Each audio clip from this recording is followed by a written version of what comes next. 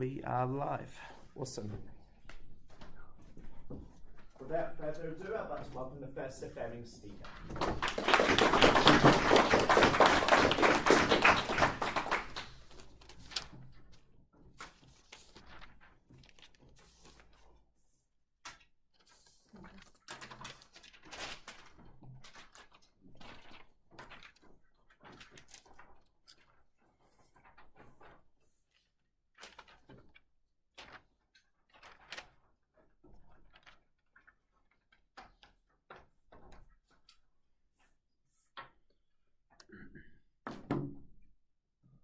We have just escaped the economic upheavals of the COVID pandemic and will rack us for another couple of decades.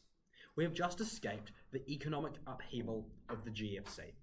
I think now is the time when we look inwards and we say, let's build up some economic safety. Let's make sure that we're not going to suffer from inflation, suffer from upheaval, suffer from economic shocks that ruin our economy for the next century. I think it's time we go for a resilient economic approach. What do I have for you in today's speech? Firstly, I'm going to go from talk about what we actually want from the New Zealand economy, what do we see the New Zealand economy looks like, and then how can a resilient economy versus an efficient economy respond to some of the threats that we think are most likely in New Zealand. Firstly, just a piece of setup on what do we see a resilient economy actually doing. This looks like building up a crisis fund, it looks like raising equity, it looks like providing subsidies for local businesses to grow and providing subsidies for selling to local areas. We think those are great things. So, firstly, what do we want for the NZ economy? The first thing is that we think New Zealanders should have jobs. We think that's a pretty basic thing we can all agree on. But the second more important thing is you should have that job and you should have it comfortably.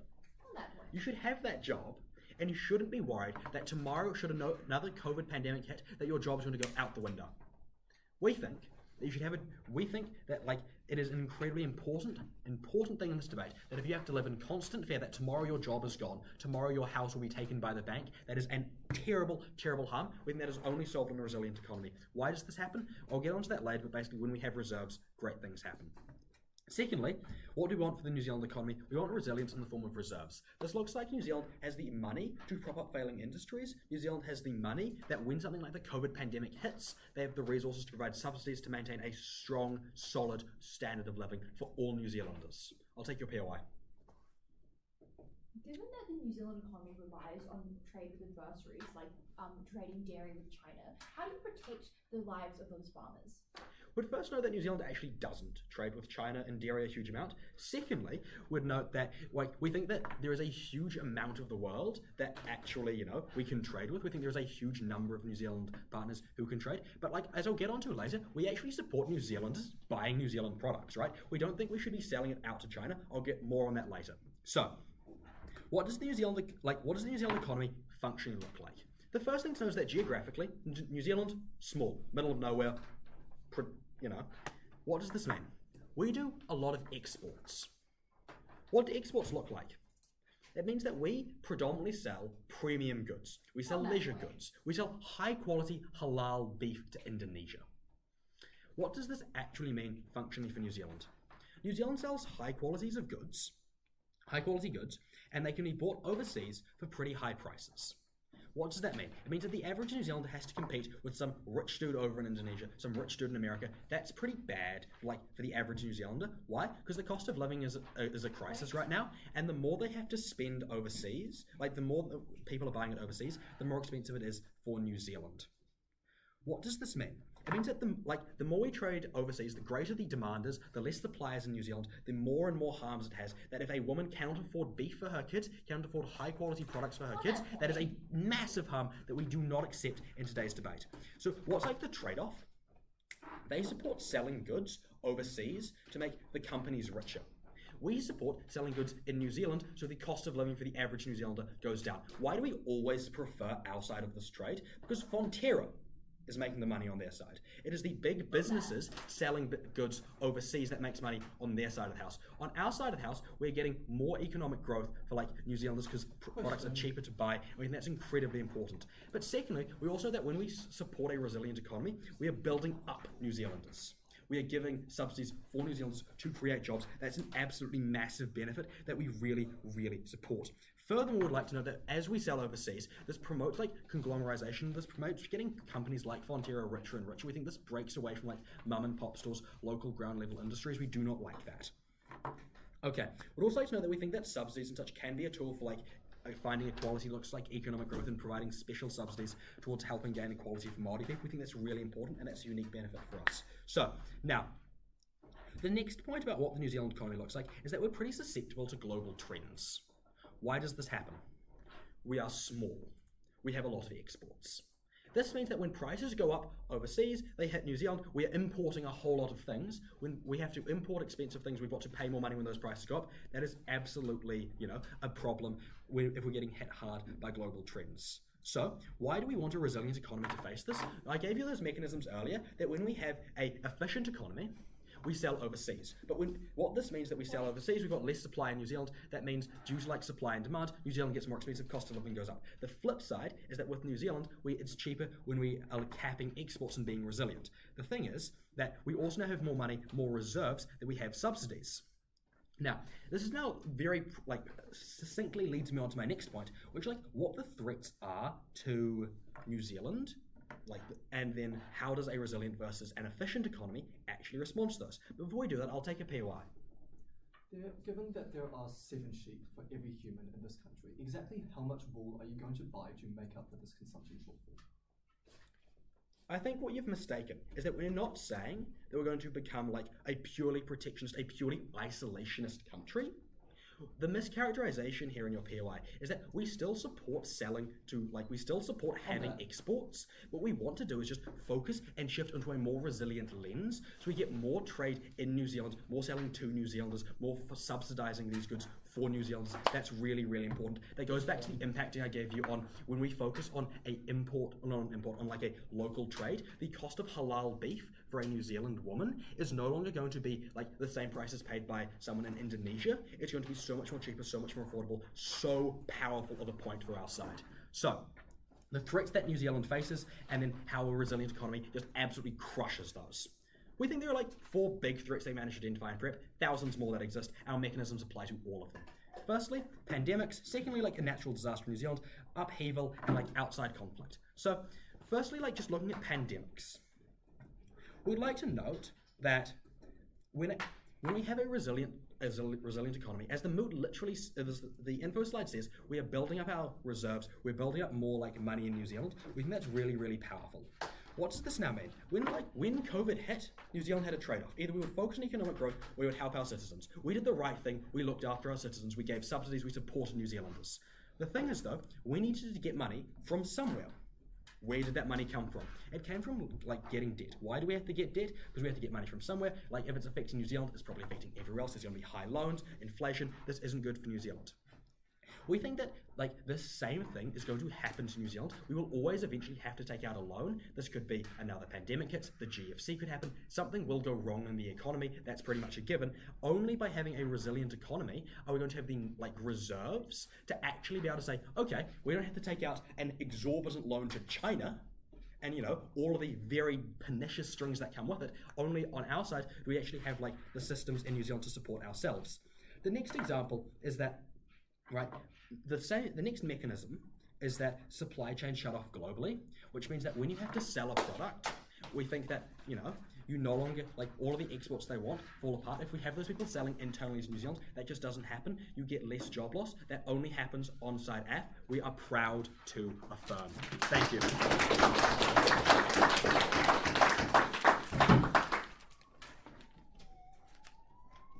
Awesome. I'd like to thank their speech and invite the first negating speaker to the floor.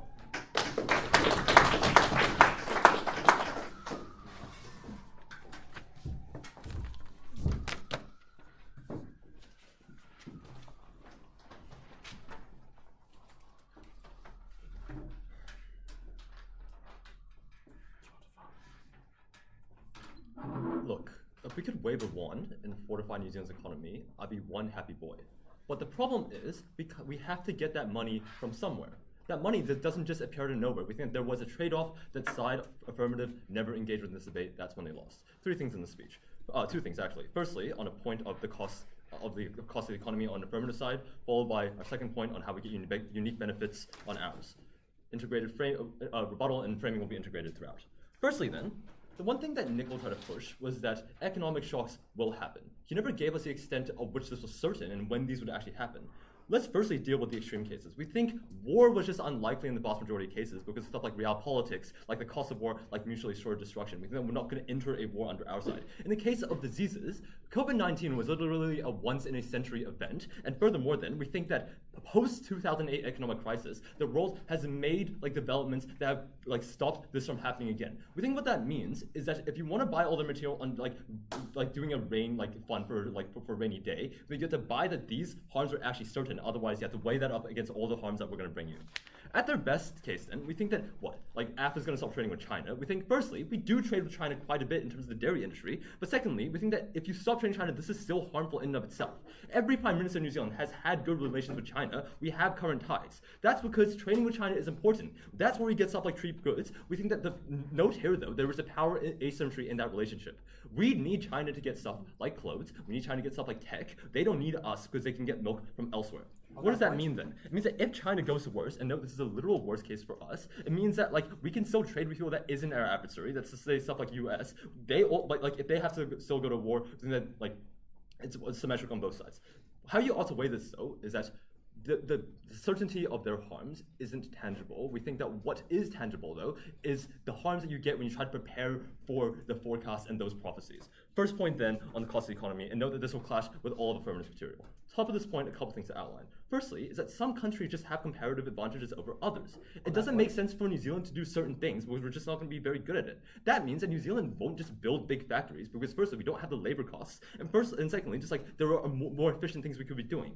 But furthermore, then, if you wanted to build these factories and you wanted to insulate New Zealand's economy, you're going to have to get this money from somewhere. That looks like a couple of ways. Firstly, on taxation. And note that we don't have enough ultra-rich people to tax like Jeff Bezos. That means that what you're probably going to be doing is you're going to be taxing businesses and farmers. I'll impact that out later. But then what are the explicit harms of this point? It's threefold. Firstly, on efficiency. That means that you're forcing New Zealand to do something that they're not necessarily good at. We don't have cheap labor, and it's uncertain whether or not we're actually going to tap into certain industries that we've never explored before. Furthermore, then, we're just inexperienced. That means that there is more incentive for New Zealand to actually mess up in these industries that we've never gone into before. Secondly, then, on capacity. That means that we have less money to spend. We're not Norway. We don't have natural oil reserves that boost us up economically. But note then, even if we wanted to make advantage of our natural resources, we think that there is a setup cost which is incredibly immense. But secondly, then, we don't have the ability to tax our citizens to subsidize these constructions in the way that Saudi Arabia did, and that was a comparative that they need to deal with. Note, thirdly, then, we already have high taxes. We already have a lot of big spending habits in New Zealand. For example, just on an international stage, Sri Lanka didn't change their spending habits after getting a loan from BRI because, firstly, governments are short-term incentivized to please voters. What does this mean then? It means that governments are so likely to spend in the way they already do, even if they adopt this resilient approach. That means that the bottom line is you're spending more money within the country to have this resilient approach, but furthermore, then you still try to spend money on everything else. What are the impacts of this? It means, firstly, if you wanted to fund this resilient approach, you needed to go into debt. Government has to get money from somewhere. They're likely to take loans. Note that defaulting on debt is incredibly harmful in and of itself with stuff like collateral interest and stealing literally from our children. Secondly, then, on higher taxes, it means that we're taxing businesses, we're stopping industry in the country. Thirdly, it means on funding cuts, right? Note here that when you're taking away from vital sectors in order to fund this initiative, what you're doing is you're taking away stuff like welfare, like infrastructure, like developing impoverished areas. That was a harm that they need to contend with. Fourthly, on negative externalities, meaning that if you build factories in Waikato, you cannot unbuild those factories. You get irreversible harm under their side. You should weigh this point importantly because regardless of the transience of their doomsday prophecy, we get active harms. If an economic crisis doesn't happen, then you still harm the people on the ground, like the dairy farmers, like the people in these industries. I think that is enough to win us this debate. I'll take that point now. If America demands we stop trading with China, which side's going to lose more jobs? Okay, right, but if you just stop trading with China, that's still a bad thing. But on our side, what you actually get, though, is you get people actually having free trade. We think one of the virtues of free trade is to be able to develop the economy in and of itself. That is what we stand for. Secondly, then, on unique benefits to the economy. What is the context of this point? Firstly, we told you that efficiency was the best way to develop the economy. Three parts of this argument. Firstly, on reducing trade barriers. We think what that means is we enter into free trade deals, we like cement trade partners, we remove tariffs, and we have anti-adversary legislation. The bottom line is that now under our side, you are at the very least able to trade more often, but more importantly, you're able to trade cheaper. That means that you're able to get larger profit margins because you're not wasting money on building factories, and farmers are actually able to get more revenue. Note here, and like conveniently, this clashes with the exact example that Nickel gave. Fonterra is too big to fail because Fonterra generally has a monopoly over the milk industry. What does that mean? Is that means that they have no incentive to do better. They still because they think that the government will support them. I.e., if affirmative wants to subsidize them under their world, that means that they have more incentive to take riskier actions because they can jack up prices, because they can do unnecessary spendings like building unnecessary plants. The bottom line is, under our side, we get more efficient legislation when we have stuff like competition, because we're actually, let's be crystal clear. Like Nickel pointed out, Fonterra aren't the people that get hurt. It is the dairy farmers that we hurt when we block them from actually getting free trade. What are the impacts of this point? We think it's fourfold. Firstly, on like helping farmers, we think that, like as they pointed out, right, the ability to eat, the ability to just get better profits, we think that free trade under our side is a virtue that affirmative doesn't have the convenience of having. Secondly then, on like investment restrictions, we think that just FDI has a major part in our tourism industry. That means that we build hotels and resorts in Queenstown using money from foreign direct investment. On the comparative then, you don't get this. What are the impacts? It means that one of the industries that New Zealand has a massive reliance on, that is to say tourism, note here, we have towns literally built around tourism, are now going to suffer because we place restrictions on investments. We don't give them the money to actually function. Thirdly then, on competition. Because when governments have to subsidize one industry, they're more likely to pick one company rather than a bunch. Now, what that means, note here, recall the Fonterra example, is that you have less incentive to actually improve, you have less incentive to actually do stuff efficiently with that money. What are the impacts at this point? Firstly, it means a higher cost for New Zealand citizens because when you have a worse economy, the prices of goods just become more expensive. Secondly, then on dairy farms are shutting down. If they wanted to preach this idea of the little man in this debate, we think that we actually protect them more insofar as we give them free trade. Thirdly, then, on Queenstown and tourism, we think that we're actually helping tourism, which is something which is actually intuitive on our side, and we actually benefit under our metrics.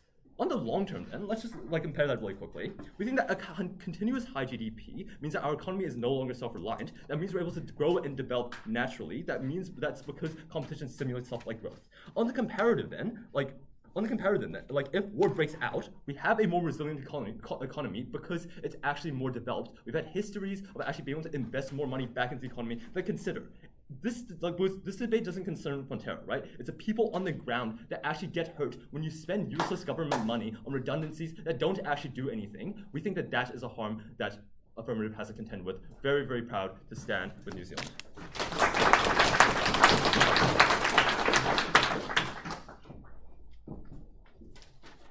Awesome. I'd like to thank the speaker for their speech and invite the second and third speakers to report.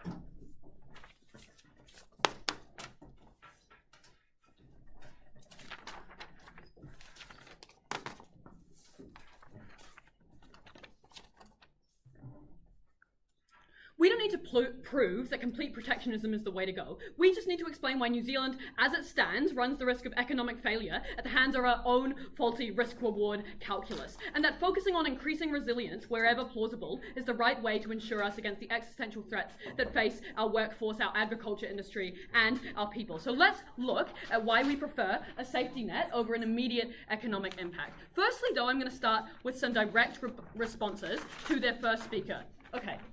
So let's look at what they said about how intervening in the economy is how you prevent economic growth, and how they want to remove tariffs, increase free trade deals, and just generally allow for this foreign direct investment, right? So the outcome that they try and prove to you of removing tariffs and increasing free trade deals is these larger profits for these farmers, right? Because necessarily they tell you about this comparative advantage that's stated in the motion. They tell you that overseas people will pay more for the products that we create. People will give you more money, and this is good for the farmers, right? But what they fail to recognize is that necessarily when you increase your exports, you decrease the supply in your local market, which raises prices and is one of the only harms that they that they talk about for New Zealanders, about how it's bad to be paying lots for your groceries, it's bad to not be able to support your family, and it's bad like that. Because when it becomes convenient for a producer or a farmer to export to the point where they have free trade deals, where they have no limitations at all on exporting, of course it's going to be more beneficial to that farmer to export all of his product, right? Like,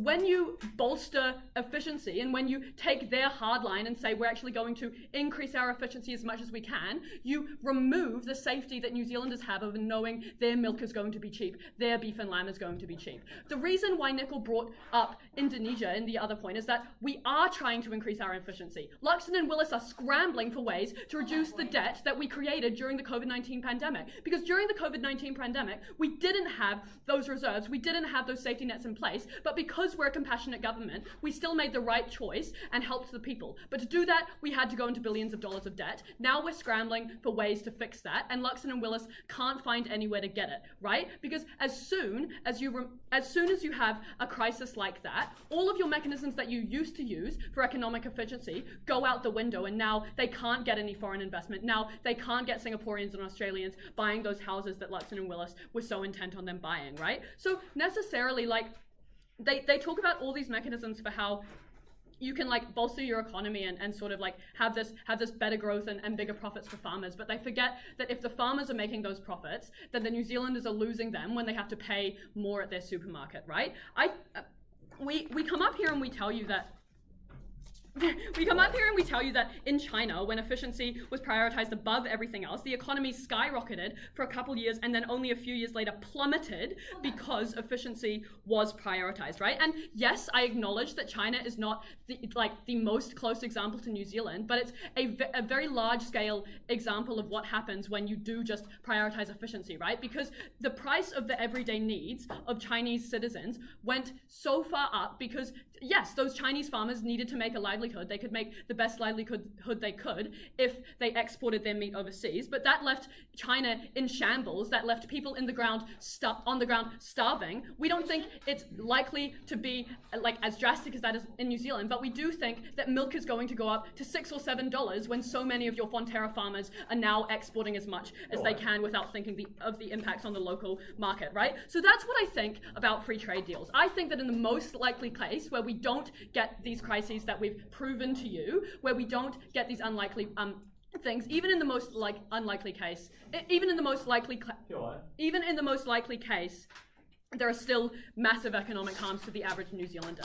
And we don't think that the farmer is any better off either, because the farmer, under the status quo of efficiency, doesn't have like a safety net if there were to be natural disaster, which is pretty common in this country, right? That farmer doesn't have a crisis safety net that we so support under our side if there's a drought that destroys all of his crops, right? This farmer is at risk either way, but under our side, he still does have people to sell to. New Zealanders do still want milk. It's just that we give it to them for cheaper. So that's what I think about those points, right? I'm just gonna talk quickly about like the incentive to innovate when you are protected by the government, because I think that this was slightly uncharitable, right? I don't know how many ways there are that you can innovate in the dairy industry other than just like building new machines, right? Like we're at a point where we can milk cows pretty efficiently. I think what we really should be thinking about in the dairy industry is what happens if Canada suddenly has some new innovation where they bolster their dairy industry. We don't know whether they're going to do that, and suddenly Canadian milk is cheaper, right? Because they have a tariff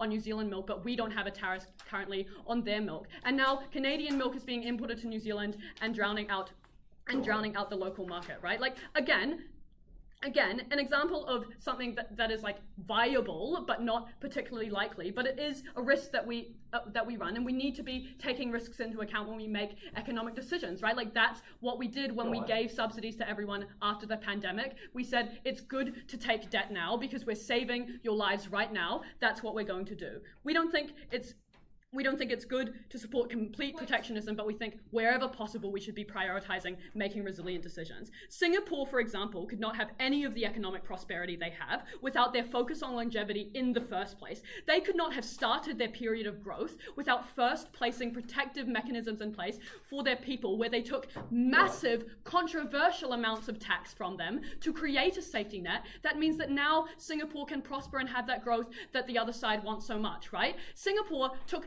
50% taxes from their people in their first few years of growth, right? And of course, that was controversial, but it ended up with such big benefits for the Singaporean people. We don't support New Zealanders having to pay 50% of taxes, but we do support the Reserve Bank raising its equity. We do support an increase to the crisis fund. We do support not prioritizing these new trade deals that end up harming New Zealanders more. We think that the Muslim woman who needs cheap halal beef is more important in New Zealand, no thank you, than the Indonesian who needs that halal beef, because they can get it from somewhere else, but right now New Zealand needs that safety net, and New Zealanders are really focused on bringing prices down in the local economy, right? We think that growth overall does not necessarily mean growth for the average New Zealander. That's who we're thinking about. That's who's the most vulnerable. Post-crisis, all of the mechanisms that they use for economic growth are gone. And so if you do believe all of our analysis about how crisis is likely enough that we should think about it, then we get all of these unique harms on when you don't have any protective mechanisms in place, and then you go into much, much more debt that they care so much about, right? So like, yes, we accept this trade-off of it having to like have somewhat of an impact on our GDP, right? But like Fonterra produces 30% of the world's milk. We're happy with that reducing to 29% if it means that that same dairy farmer will be able to bounce back after a recession, will be able to bounce back after natural disaster. Okay, we would rather aid that farmer in fixing his farm after drought. We currently import, like a lot of fruits and vegetables from Australia because it's hotter there. We think it is plausible to create a bigger apple industry in Northland, but we don't do it because of that comparative advantage that they care so much about. We would love if more people in New Zealand could be growing those apples. That's what we stand for on our side of the house. That's what we think they ignore in their first speech.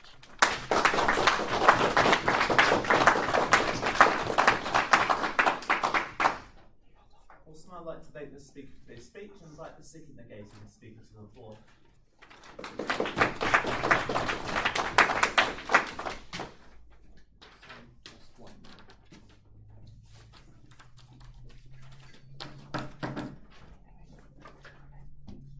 Shooting New Zealand in the foot. So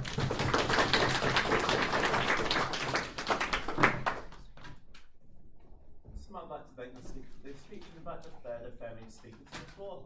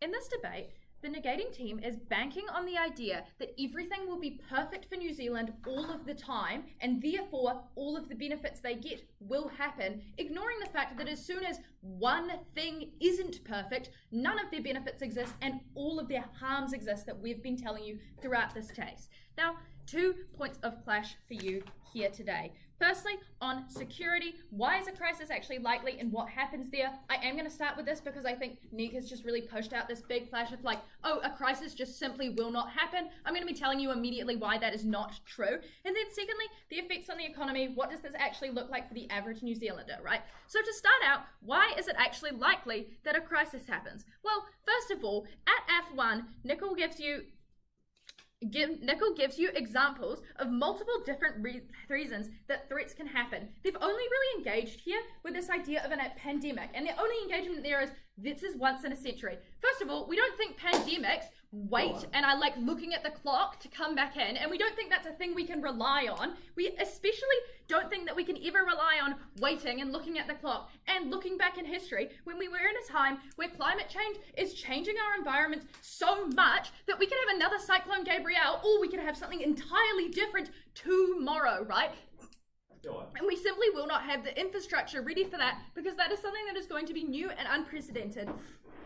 We also think, like we've told you from first, that we are a small island nation who is very susceptible to global trends. So we think that when there is a global economy upheaval or outside conflict, that is something that is going to affect us first and foremost very, very considerably, and we're not actually going to have much to be able to do with that. So what do we see here? We see that actually a threat is likely, right?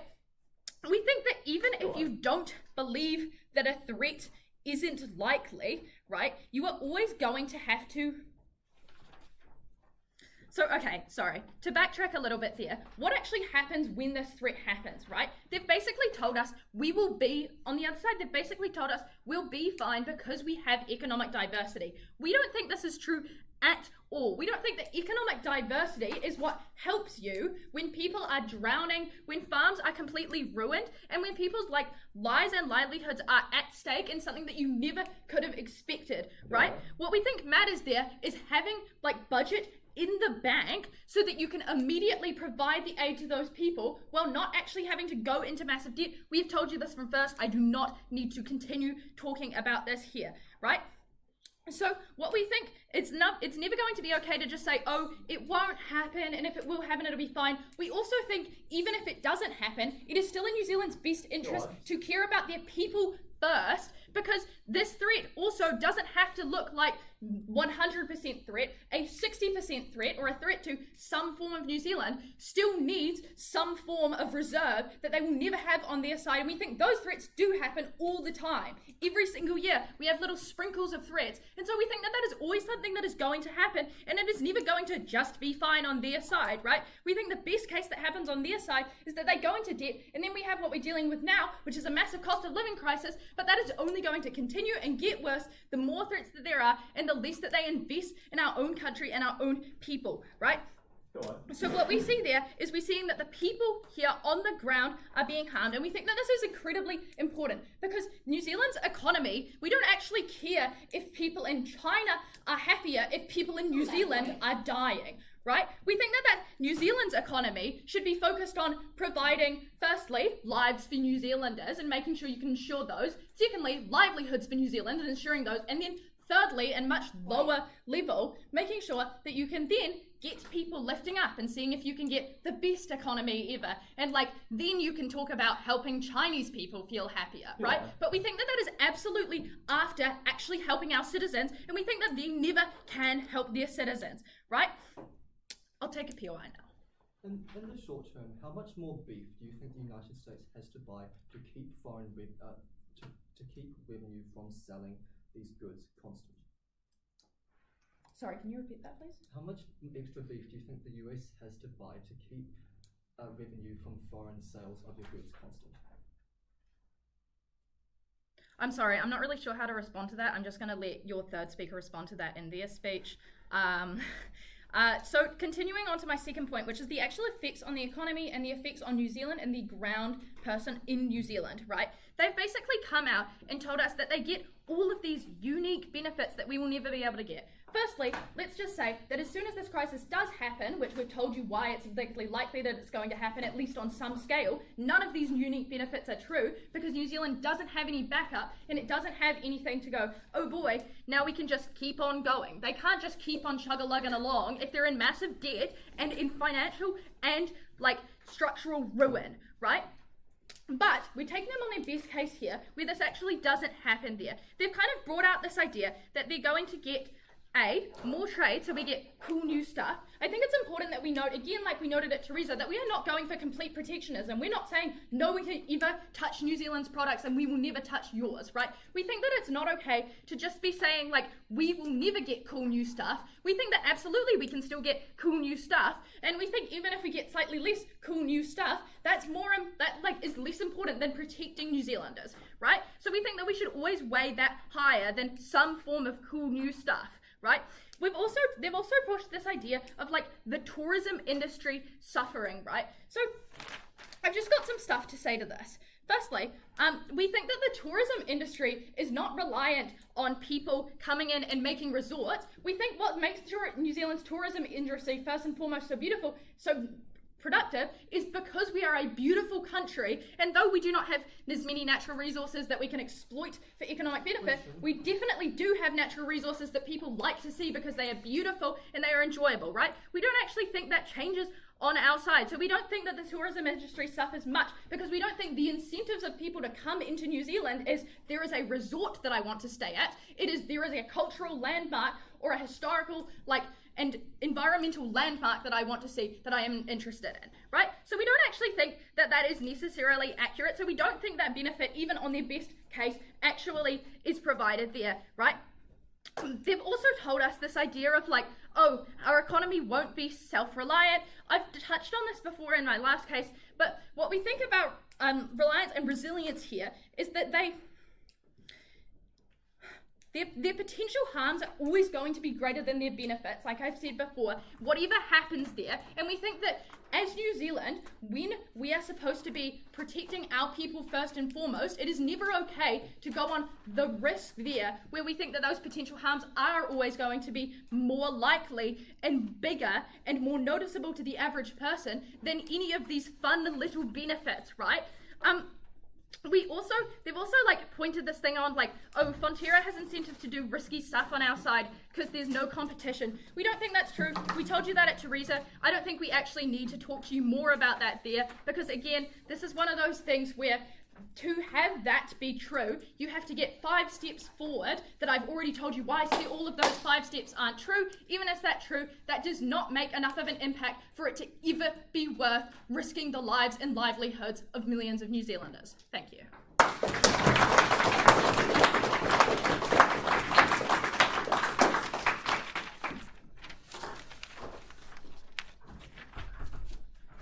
I'd like to thank the speaker for their speech, and because of the substantive portion of the debate, I'd like to welcome the third negating speaker to the floor.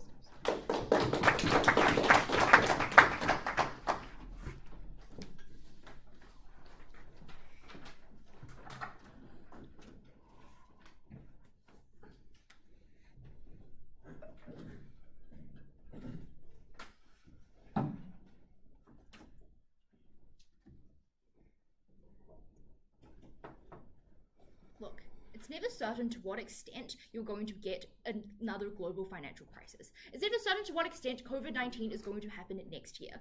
But what panel is certain in this debate, the only thing certain in this debate, is the increase in government spending that needs to happen in order for AF to unlock their benefits. That government spending is the government spending that is crippling the farmers in New Zealand, that is locking these farmers out from an industry of 1 billion Chinese people who are the ones who are buying their milk powder, who are the ones who are like making sure their children actually do get fed, and making sure that Fonterra isn't the only company in New Zealand that is selling milk to these individuals. One specific thing to do in this speech, we'll firstly talk about the uncertainty, and then how that still is about the economy, and then secondly on how we increase the economy and how we increase the lives for those individuals on the ground. Look, it is not clear to what extent something terrible is going to happen at any specific point, because all of that is contingent on very specific things happening.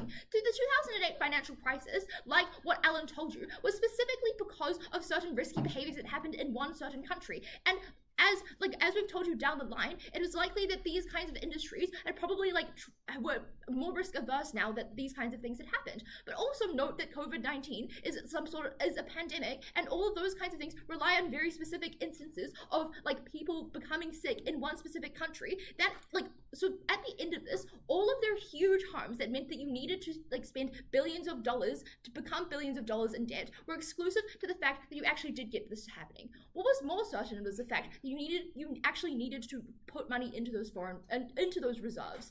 To put money into those reserves, you need to actually get that money. So at the end of this, all of their certainty stuff is actually still about the economy. And insofar as we increase the economy, we can get more resilience for this country. We can win on their own grounds.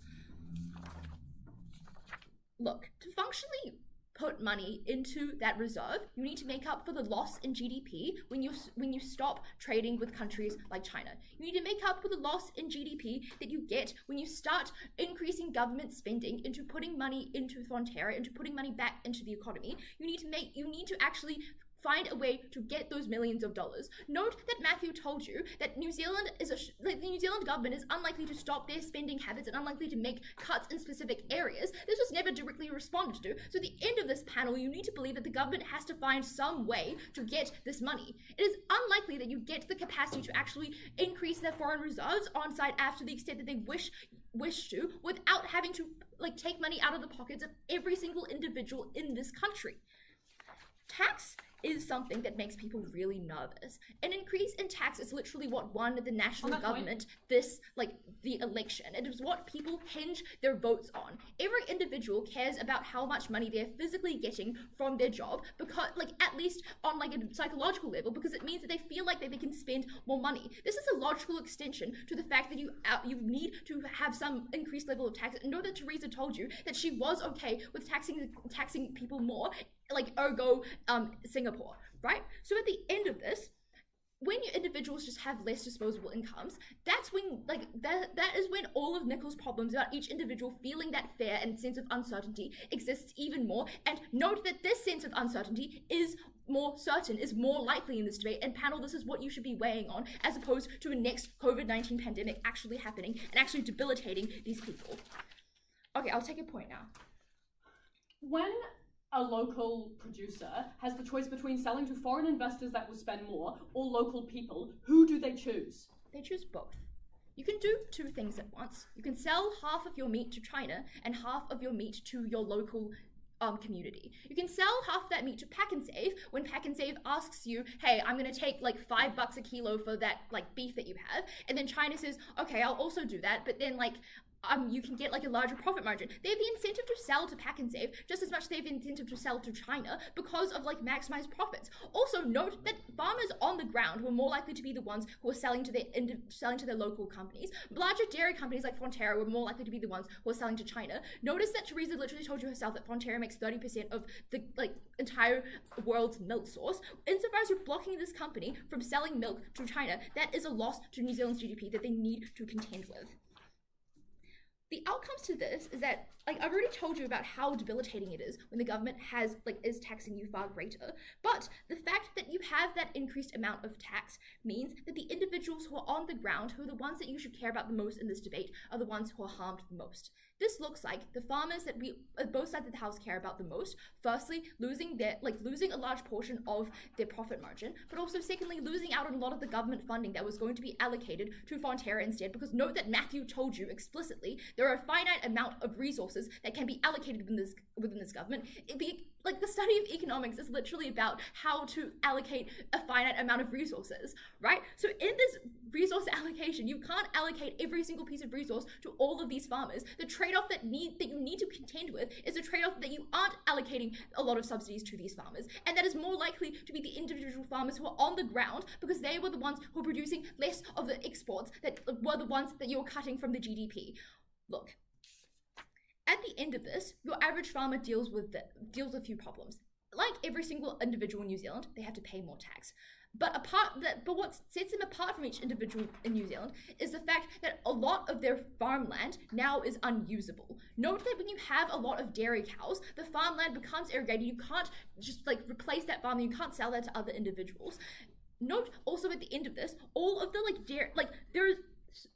Alan kept telling you in the POIs there are 7 sheep for every individual in New Zealand. There's an excess number of sheep, and there's not enough want for this dairy, for like these sheep in New Zealand, for this wool in New Zealand. So then you have an excess of sheep. You as a farmer have an excess of sheep. You don't have the money, you don't have the resources. You are the one who is harmed the most.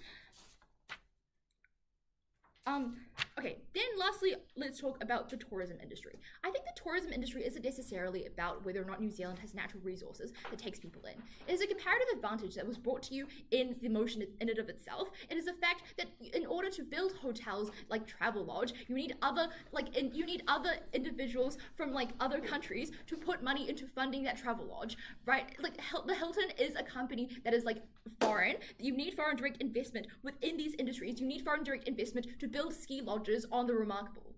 At the end of this, when you lock these industries out, when you create more protectionist measures, that means that you have higher bars to entry in New Zealand, you don't actually get more tourism. You get a significant decrease of it because you don't have those resources, you don't have the infrastructure to take in the amount of people that want to actually come in.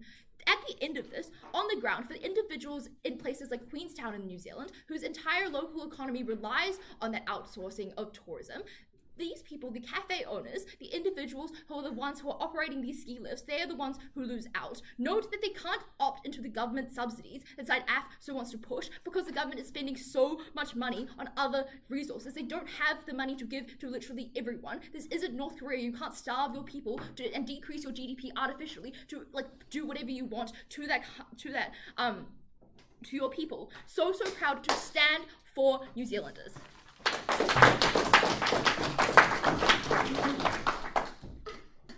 I'd like to thank the speaker for their speech, and since you've probably heard a million times, we'll reverse the order for leaders replies. I'd like to invite the negating team leader to close off the debate.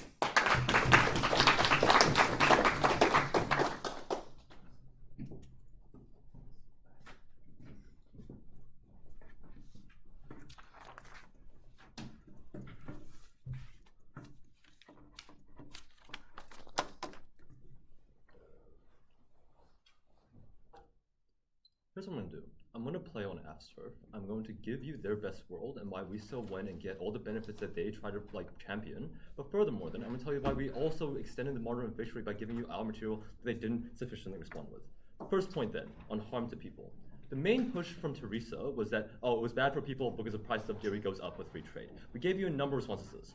Firstly, when you increase free trade, you get more supply because because you get more capital to develop these industries, and that ultimately actually drives down prices. That was the direct response. Secondly, then we think on foreign trade, insofar as we have billions of people in China wanting the products of New Zealand, and that we got more money there.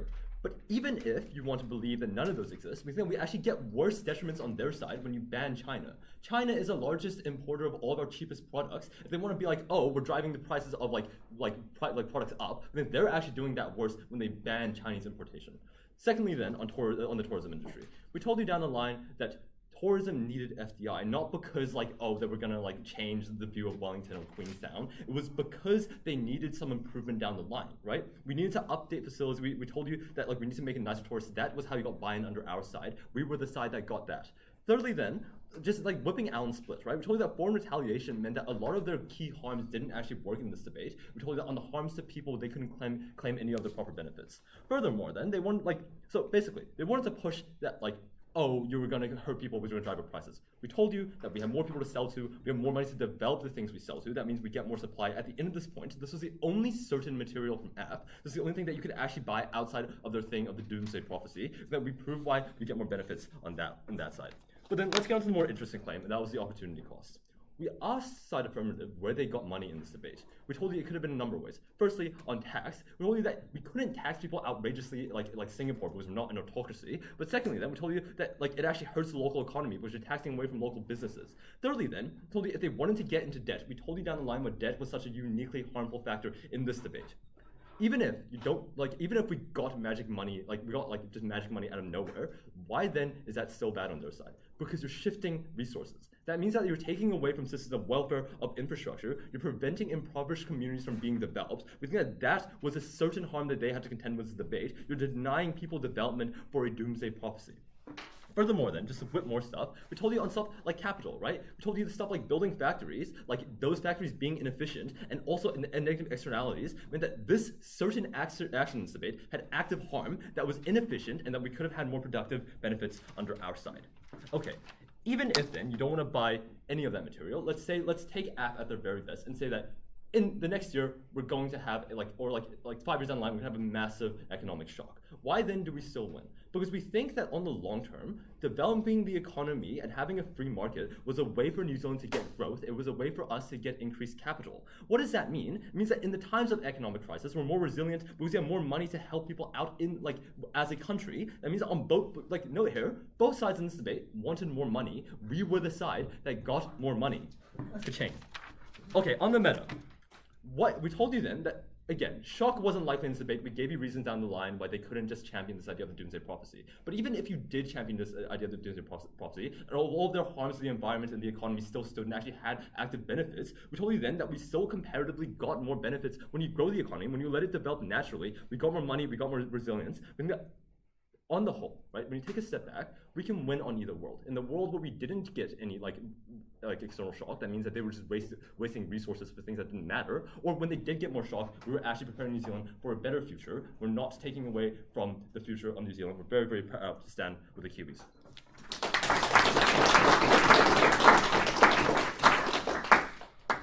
I'd like to thank the speaker for their speech, and to round off the debate, I'd like to invite their family team leader.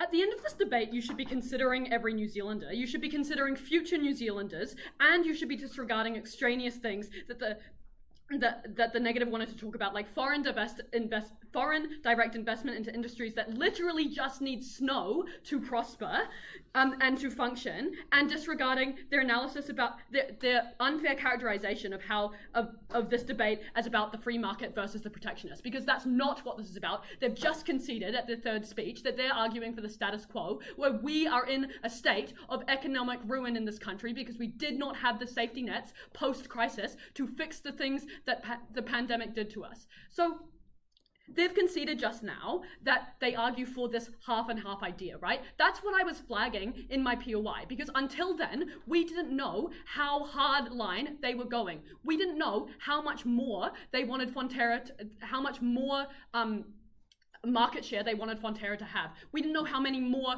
free trade deals the negative wanted to have. And they've just conceded that they argue for what we're doing right now, which is desperately trying to fix our efficiency, desperately trying to create these free trade deals in Southeast Asia, and it is not working because we are in billions of dollars of debt, because we did not have crisis alleviation funds. That is what happens on the negative. So let's look at two things, right? Let's look at the feelings and sort of livelihoods of New Zealanders first, and then I'm going to just talk about the two different ways that excessive efficiency is a threat to New Zealand, but actually only one's a threat and one is a certain harm that we proved and was never responded to, and I'll start with that. So let's start with the threat, because that's dealt with the material that's weighed on the metric of people's livelihoods, right? Because yes, we agree that this isn't a certain harm because we don't know quite when we're going to have another cyclone, we don't know quite when things are going to go wrong on the geopolitical stage, but we do know that the world isn't perfect all the time, and that crises happen all the time, and that it's not always COVID-19, but it could just be a break in the supply chain between one of our massive investments that they want. It could just be one of the many things we talked about, right? And so it is imminent. And even if it isn't doomsday, it's something that we should be equipped to deal with, that they don't want to deal with under their side, right? So we think that if you weigh on the metric of livelihood, you absolutely should be factoring in the threat to the future of New Zealand in terms of the livelihoods of people who are now in massive debt because we didn't have crisis alleviation, right? Like, if we're looking at this retrospectively, I didn't contribute to the fact that we had no resilience funds, but now I'm paying the price when I go to the supermarket and we don't have, and like the country is in debt because we had to do that then, right? So, like, that's on the threat material. But what doesn't get responded to by the negative team until their reply, which is far too late for us to develop this analysis, is that you cannot have both. Because they argue on a pretty timid assertion that like efficiency-centered economic policy still allows for local industry growth because domestic supply will go up if total supply goes up, right? But their entire case rides on this notion that foreign actors do produce more profit for people, do buy more, do spend more on our goods, which means that. And so these farmers that they want to talk so much have no choice under the profit incentive that we both agree on, but to sell more overseas. That directly impacts the prices that we pay here in New Zealand, because not to do this, they not only have to decrease local supply, because again, there's a finite number of resources, there's a finite amount of milk they can produce, right? This is the analysis I gave to you at second that was then misconstrued to say that I was saying that like they like just wanted to decrease local supply, right? Like I told you at second that they have to because of that profit incentive, because they want like to make more money, and that same mechanism is used by the negative team to try and prove their benefits, right? So they have to raise these local prices, and in the end, that is a concrete thing that happens when you have this excess efficiency on their side. That is a concrete harm to the New Zealanders they want to talk so much about.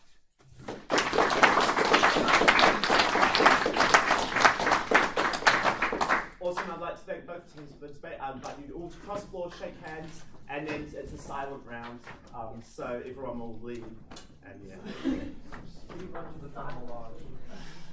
Get ready for dinner.